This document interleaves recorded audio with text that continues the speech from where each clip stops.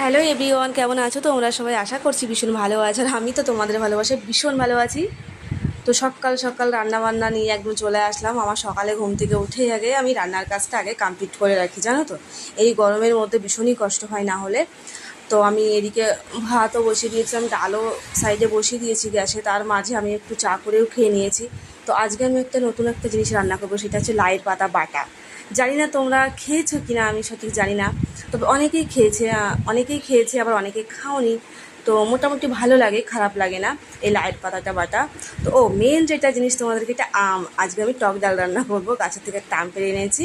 তো ডালটা মোটামুটি এদিকে আমার সিদ্ধ হয়েই গেছে। তারপরে দেখো আমি লাইয়ের পাতাগুলো একদম ধুয়ে টুয়ে পরিষ্কার করে কেটে নিয়েছি। আর দেবো হচ্ছে তোমার রসুন আর কাঁচা লঙ্কা, আর দেবো হচ্ছে মেন হচ্ছে যেটা কালো জিরে। কালো জিরেটা না দিলে ভালোই লাগবে না। তো এই যে দেখো কালো জিরে ছিল, পরিষ্কার করতে হবে। তো কালো জিরেটাও ভেজে নিতে হবে একটু। তো দেখো